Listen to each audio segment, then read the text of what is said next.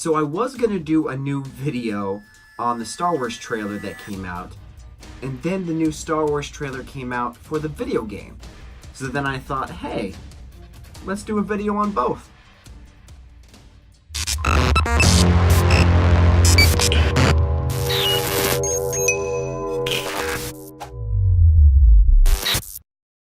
It's that time again. Nerd news. I don't know what that is. Star Wars. 2 trailers for 2 amazing things that I am excited about, and I don't know what to do with my hands.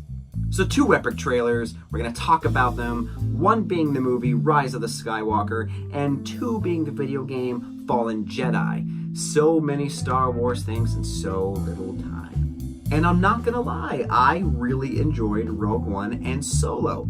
They both were good movies. But, we'll leave that for another day.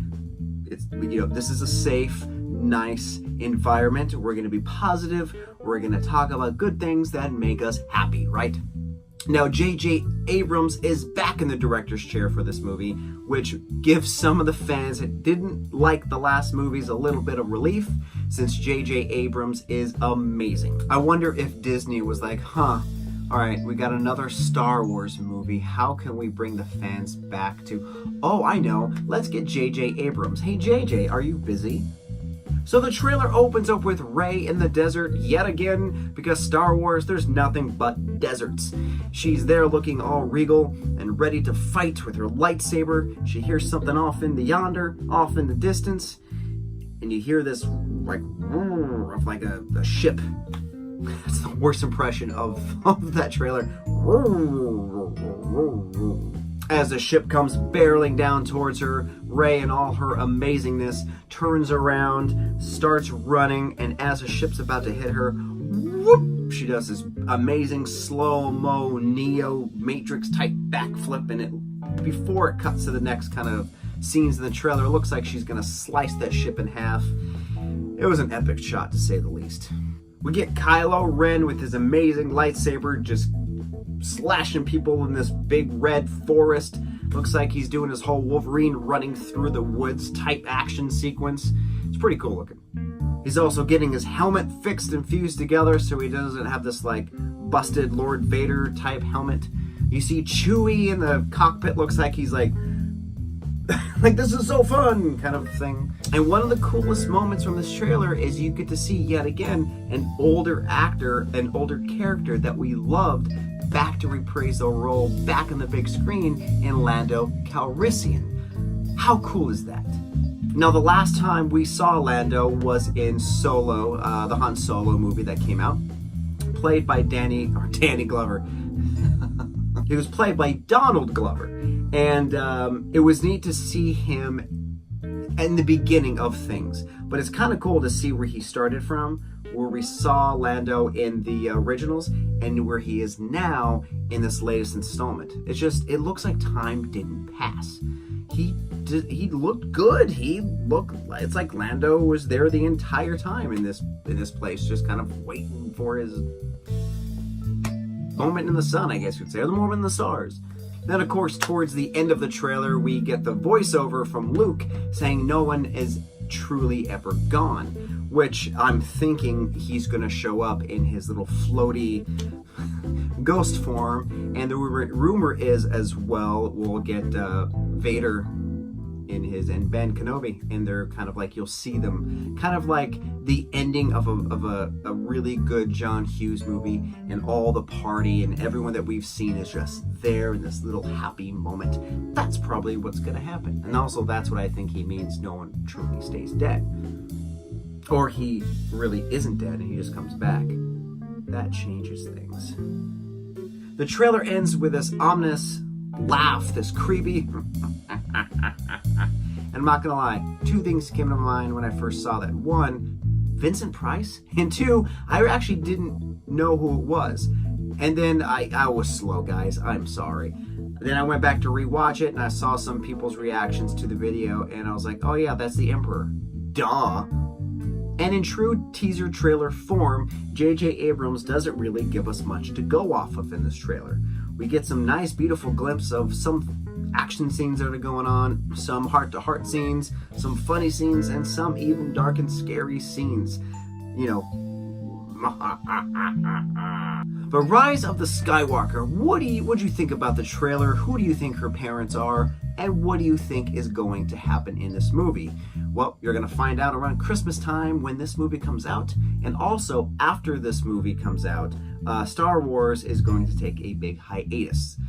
That's what Disney says. Rightfully so. They're going to give us time to breathe before hopefully giving us some new content. And from one Star Wars trailer to another, we have Star Wars Fallen Order. It's a new video game from EA and Red Spawn Entertainment. So during a long press conference for this game, EA did say that there will be no microtransactions in this game, meaning you won't have to pay for anything to advance your character on a higher level. Instead, this game will be based off of a single player experience only, no online gameplay. Now, with EA, they have had a track record of good and pretty good games. So, you know, take the microtransactions with a grain of salt, because they could sneak that in somewhere in this game somehow. Now, like I mentioned before, EA does have a track record of not so good video games, two of which being Star Wars Battlefront 1 and Battlefront 2. The game was visually stunning, but lacked some depth in gameplay, and in honestly the online multiplayer mode in both of those games paled in comparison to that of like Destiny, where you're more interactive with your environment and with the players inside that world. So this game will take place after Revenge of the Sith, during the so-called dark times in Star Wars. You'll be playing as a young Padawan named Cal. Now this game will take you into new locations. So you're going to see different parts of the Star Wars universe that we've heard about or we've seen, just not a specific aspect of those planets.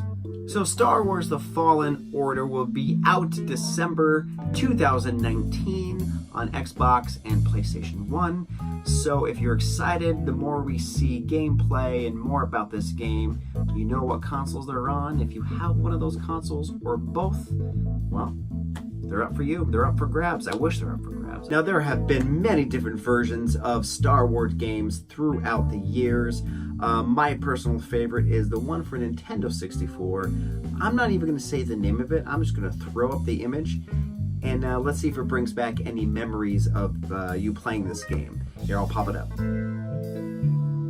Just give it a second. Let the emotions kick in.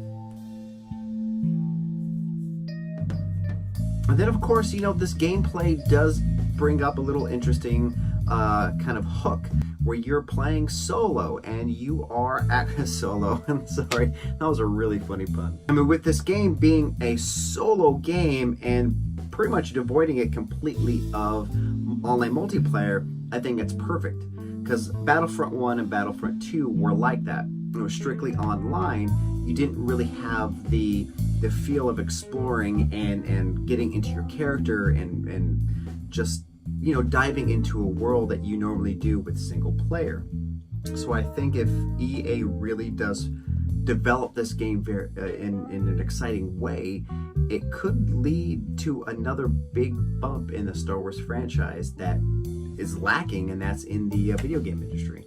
Alright guys, and that is it. Thank you so much for joining me, and if you haven't seen the trailers for both of these Star Wars amazing epic saga continuations, well, I'll have them attached to this video for you. And remember guys, until next time, may the Force be with you, and your only hope.